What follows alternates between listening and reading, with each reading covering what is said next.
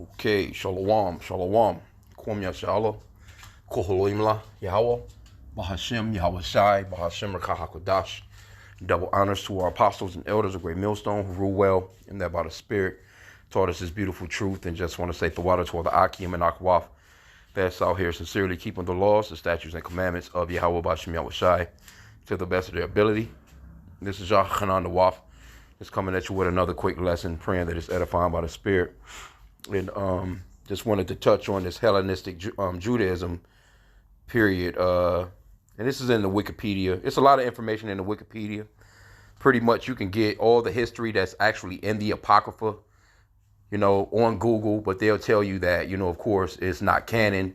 That's the reason why they took the books out of the Bible. And these are so-called white people that never should have had their hands on the Bible to begin with, because it takes a wicked and evil people to actually take away from the scriptures or to add to the scriptures, and they're going to pay for that in the long run. So but I was going through I was looking at a video. It kind of led me to basically here, because I started kind of Googling a few things. And when it comes to Google these days, you have to be pretty precise with certain words, because you used to be able to just put in like a phrase and you get all kinds of information and pretty much kind of get what you want.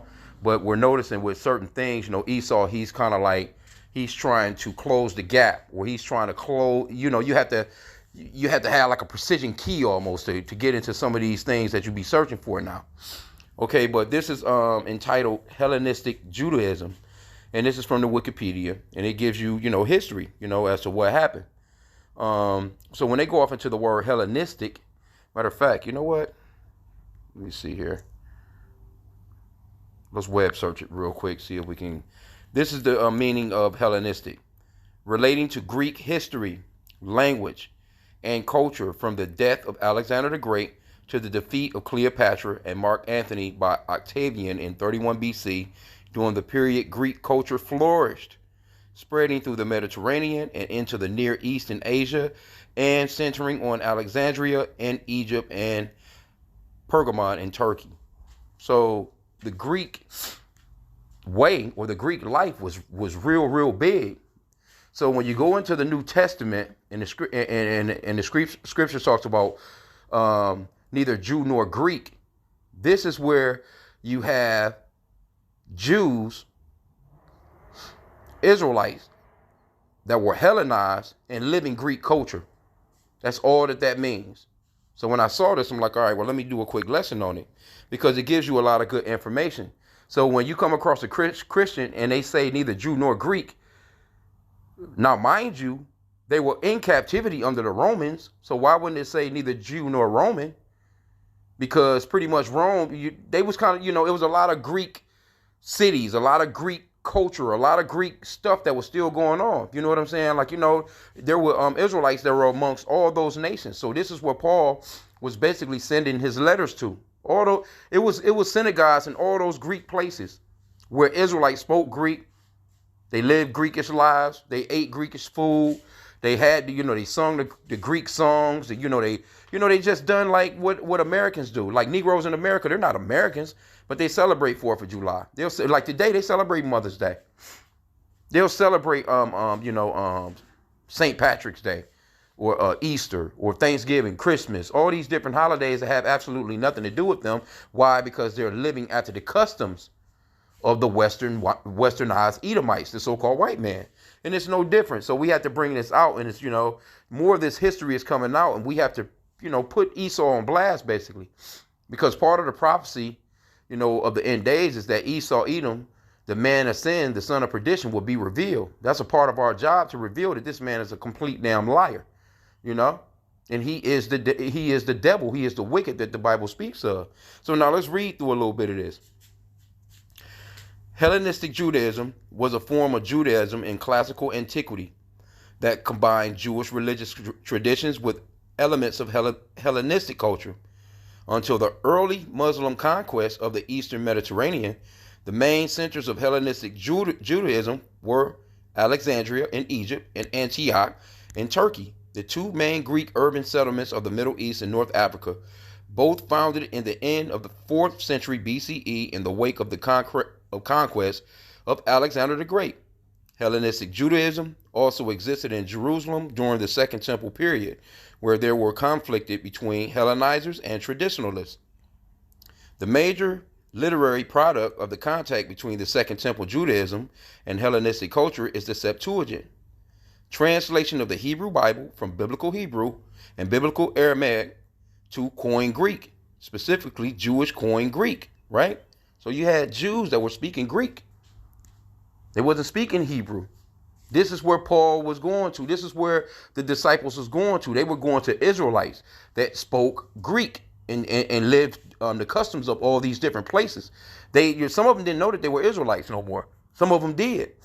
Because some of them, even though they lived in Greek communities and lived like Greeks, so to speak, they would still come to the temple, 3 times a year, like the scripture says.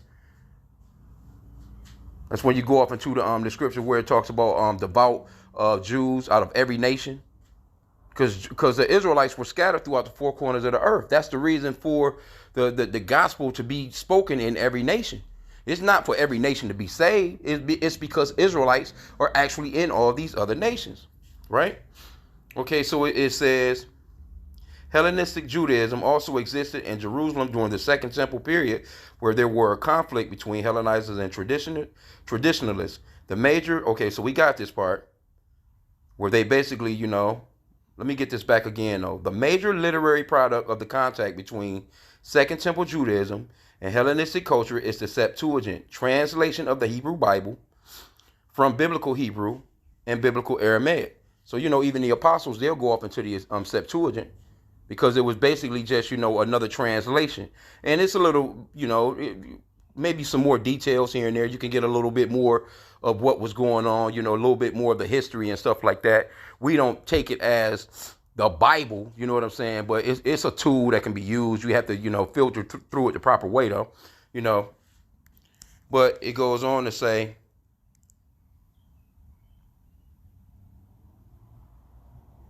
the Septuagint, translation of the Hebrew Bible from Biblical Hebrew and Biblical Aramaic to Koine Greek, specifically Jewish Koine Greek. Mentionable are also the philosophic and ethical treatise of Philo, and the historiographical works of other Hellenistic Jewish authors.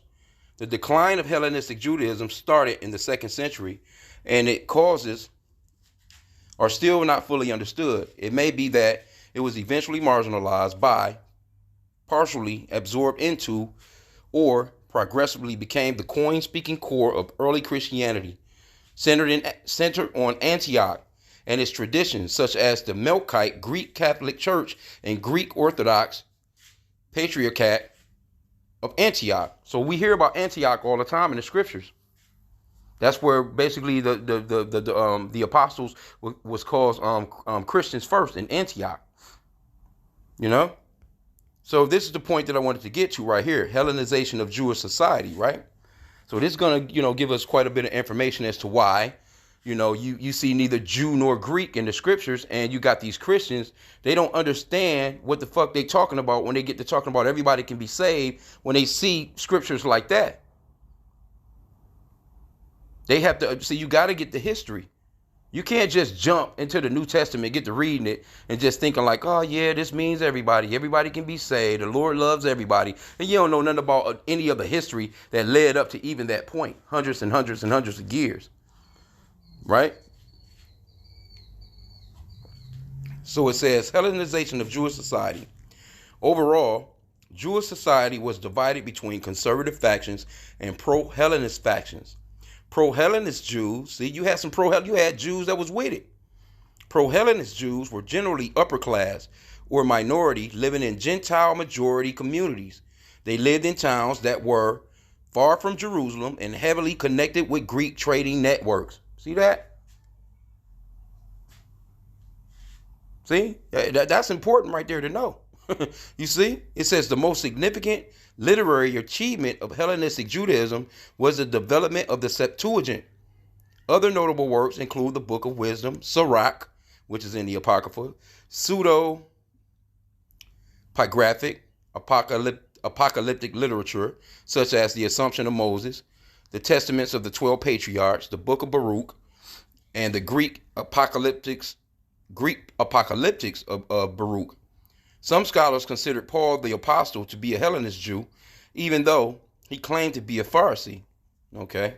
Anyway, with that, we know that, Paul, he was definitely doing his thing against the Christian church at first, before he was, because his name was Saul at that time. But the Lord knocked him off that horse, gave him that vision, and Paul wrote a lot of the New Testament that we read today. So, he done his thing, and the Lord used him just the way that he wanted him to be used. All right, but check this out.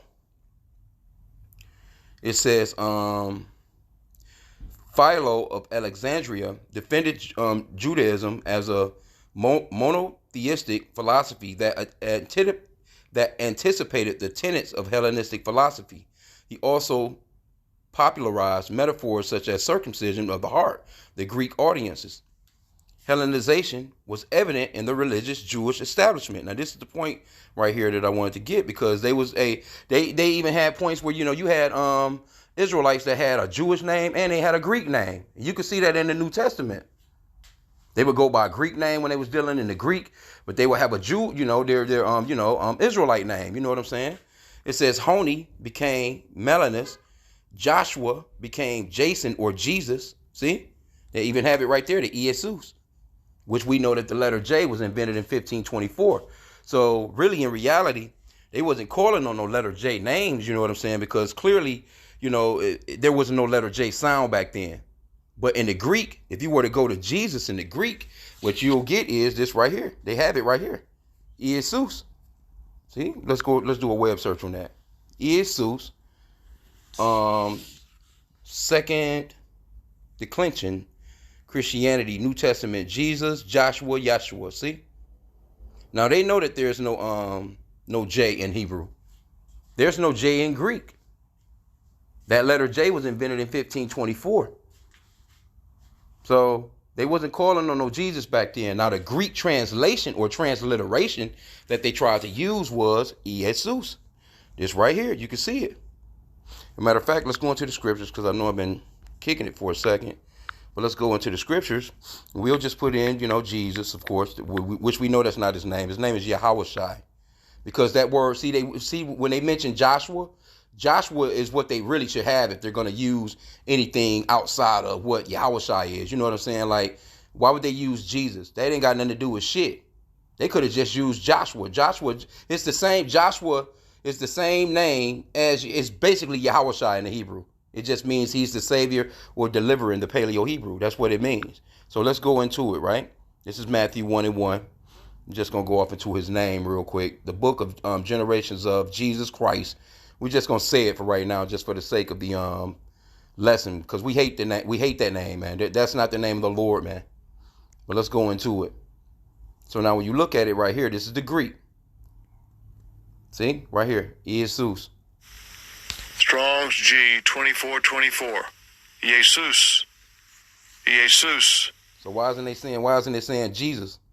It's not saying Jesus, it's saying Jesus. But that's a transliteration in Greek. It's not his Hebrew name. He wasn't a Greek. He was a Hebrew. So now when you go off into it, G 2424, right? See, they have it right here. They have the Hebrew name right here. So now when you go off into it in the Hebrew, see? Let's go into it in the Hebrew. Joshua. So why don't they have Joshua? Which we know, of course, the letter J didn't exist back then. But you think that they would have, have Joshua. But of course, the letter J wasn't around then, so they couldn't have used Joshua. But we know that this is the name right here, Yahushai. Now, right here, they had Yahushua. But we know that there's no letter O, no letter E, no letter U, no letter V. None of those letters are in the Hebrew alphabet. So let's see. Strong's H 3091. Yehoshua. Yehoshua. Now, if you notice right here. And second entry. Yehoshua. Yehoshua. Okay, so now if you'll notice, what you notice is a transliteration. This is not a translation. It is a transliteration. There's a huge difference in a translation and a transliteration. Because if your name is James Smith in the Americas, Your name is going to also be James Smith if you went to Japan. They're not going to have a Japanese James, way of saying James Smith. They're just going to say James Smith. If you go to China, they're not going to have a Chinese, they're just going to say James Smith. Now, a transliteration, which let's copy this real quick. I wanted to go off into it. Let's see here. Let's put this in real fast. Transliteration definition. Transliteration is a type of conversion of a text from one script to another that involves swapping letters in predictable ways. Such as, so they have Greek A, Cyrillic, they got Greek. Let me see, they should have more to that. The meaning of transliterate is to represent or spell in the characters of another alphabet. How to use So basically, it's not his name. That's not the name of the Lord. His name is Yahweh Shai. So let's go back, though. Okay, I kind of came out what I was in, though. Salakia. Trying to see how I can go back into where I was. Salakia. Bear with me here 1 sec.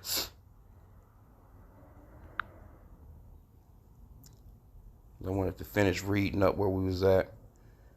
But this was going off into the Maccabeans revolt. So that's when I put that in, you got the Maccabean history right here, of where pretty much those people that's in the Holy Land right now are calling themselves Jews, and they're not Jews. They're converts. They were converted to Judaism, so to speak. They're not from Abraham, Isaac, and Jacob. They're from Abraham, Isaac, and Esau. See? Let me see, where else was I? So this whole history is here. You can go up into it if you were to just Google it, so to speak. I'm trying to think which part I was in when I was trying to.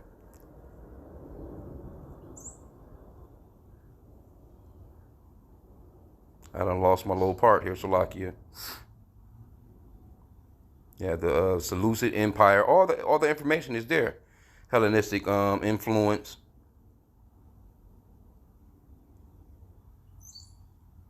All that Greek shit was pretty much at one point forced upon our people, man. There was a certain period where you couldn't even call yourself a Jew. You couldn't circumcise your children. If they found out that you was doing any of those things, you was being put to death. All that history is in the Apocrypha. And see, the Apocrypha gives you a great amount of history, man. A lot of details are in there as to what was going on. So when you put the pieces together and you go off into the New Testament and they get to talking about Greeks, that's where you get Hellenistic Israelites. Because I remember them using, I wanted to go back into this. Salakia, bear with me. Okay, Salakia, I'm back where I was. Because see, these names, they started to, like I said again, a lot of Jews, they had Hebrew names and they'll have a Greek name as well. Okay, so it says Honi became Melanus, Joshua became Jason or Jesus, or Jesus. The Hellenistic influence pervaded everything, and even in the very strongholds of Judaism, it modified the organization of the state, the laws, the public affairs, art, science, and industry, affecting even ordinary things of life and the common association of the people. The inscription forbidding strangers to advance beyond a certain point in the temple was in Greek and was probably made necessary by the presence of numerous Jews from Greek-speaking countries at the time of the festivals. The murmuring of the Grecians against the Hebrews. See, that's the one that I was talking about. Remember, that's in the book of Acts, and it's crazy that they have it in Roman numerals as well. See, they have it Acts 6:1. Let's go into it. See, all this history is there, man. Right here. Acts 6:1. And it, I know a lot, I grew up, when I went to school, you had to learn Roman numerals. Now there's a Roman numeral, you can get a converter in the App Store, because a lot of people don't know how, don't know Roman numerals. But it's crazy that Esau Edom, the so-called white man, I remember, you had to learn that shit. So why would you have to learn Roman numerals in America? Because at one particular time, the Jews were under the rulership of the Romans. And this is no more than modern day Rome right here in the Americas.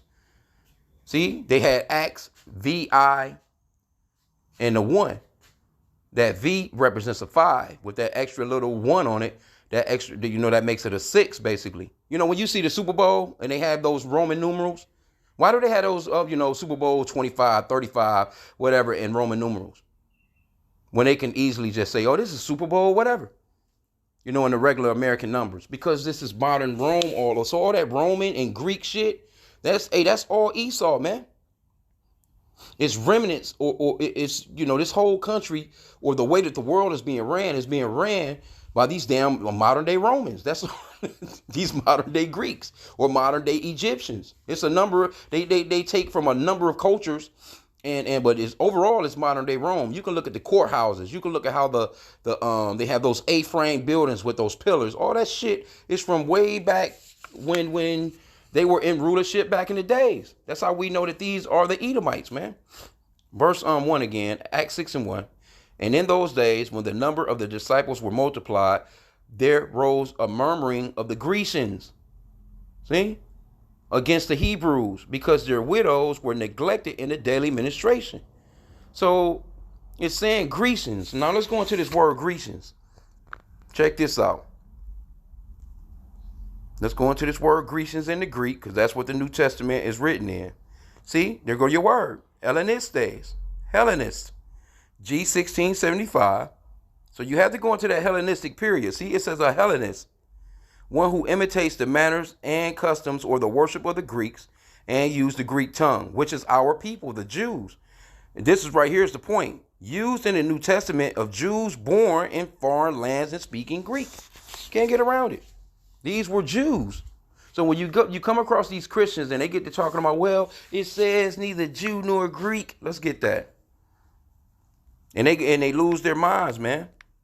They don't understand the history as to what's going on. The Lord is not coming to save all nations. He's only coming. The Lord was sent to the lost sheep of the house of Israel, according to Matthew 15 and 24. He said it out of his own mouth. I am not sent but unto the lost sheep of the house of Israel. These were people that were of the lost sheep, speaking Greek, living Greek customs, eating Greek foods. They're coming back into the fold. I actually done a lesson the other day on spiritual Israel or spiritual Israelites. And you have these Christians that get to talking about, no, we're spiritual Israelites. No, the fuck you're not. If you're not a physical descendant of Abraham, Isaac, and Jacob, you can forget about it. Your ass is going into slavery when the Lord comes. You're not going to have no parts in no rulership. You're not going to have no parts in the kingdom. That's going to be for Israel and Israel only. See, they go crazy with this one. Yeah, Galatians 3 and 28. There is neither Jew nor Greek. There is neither bond nor free. There is neither male nor female, for ye are all one in Jesus Christ. See, they see that shit and they go nuts. They don't understand that going into the history, this is talking about the Greekish speaking Jews. This is who this is talking to. Here's your whole history right here. So when I seen this, I'm like, okay, all right, bet. This is dope right here. We can go into this. It says the coffers in the temple, which contained the shekel contributions, were marked with Greek letters. It is therefore no wonder that there were synagogues. See, here you go. Synagogues. Who was in the synagogues?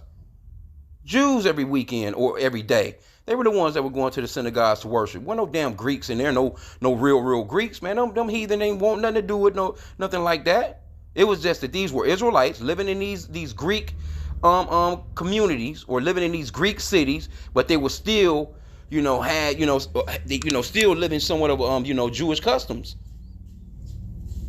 This is who Paul was going to. This is who the disciples was going to. This is where all these letters was going to.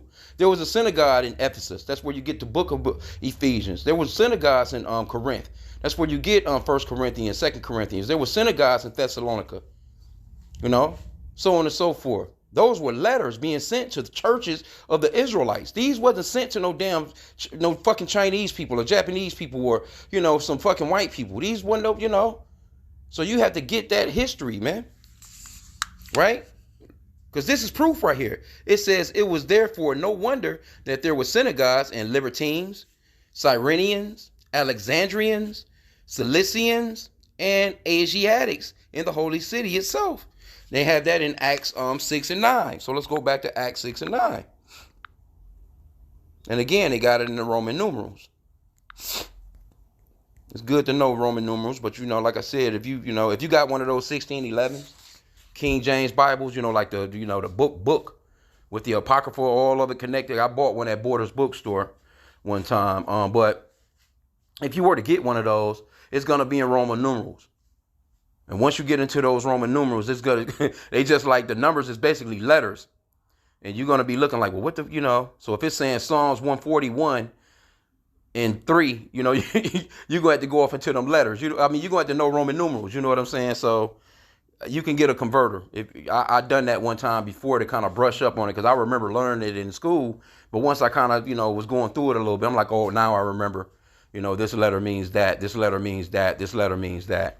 So anyway, Acts 6 and 9, it says, then arose certain of the synagogue, which is called the synagogue of the Libertines. See that? And Cyrenians and Alexandrians and them of Cilicia and of Asia, disputing with Stephen.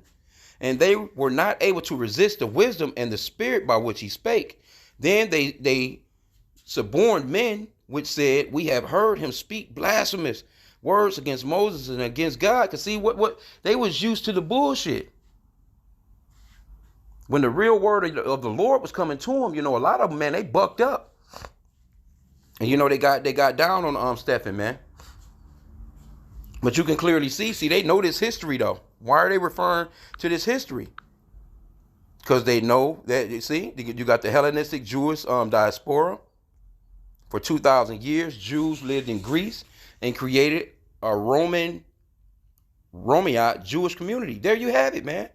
They spoke Yevanic, a Greek dialect with Hebrew, Arabic, and Aramaic influence. According to oral tradition, they were descendants of Jewish refugees. The history is right here.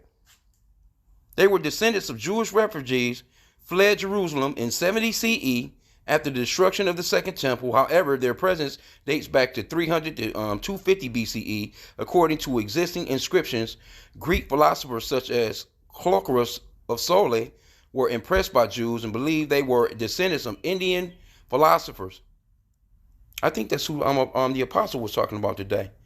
Elsewhere, Jews in Alexandria created a unique fusion of Greek and Jewish culture. There you go. And we know that during 70 AD, that's when the temple was sacked. A lot of Israelites, they ran into west coast of Africa, different parts of Africa, but the Israelites were already living after Greek customs, man, for a real long time. Real long time. And like I said again, you can go off into the history of that in the Apocrypha. Because that's pretty much where a lot of this history, what they speaking on right here, it's in the Apocrypha, pretty much overall. So why would the so-called white man get rid of the Apocrypha out of the Bible, saying that it's not canon?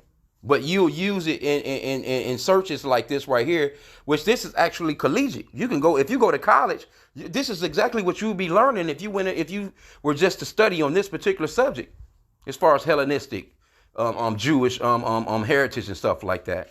They would give you this history. But here you go, you got the so-called white man on the other end. He's like, oh, well, we got to take those books out of the Bible. See? And that's a damn devil for you, man. That's how you know Esau is a damn demon. The so-called white man, he doesn't want you to know anything about no truth. Because if he had let them books in there, then there's no possible way that they can come up with this replacement theology bullshit that they teach in the New Testament. Trying to use the New Testament to say, oh, well, see, but God so loved the world. They won't give you the correct, see, them words in Greek. That's why it's important to go into the words in Hebrew and to go into the original text of what it was written in to begin with.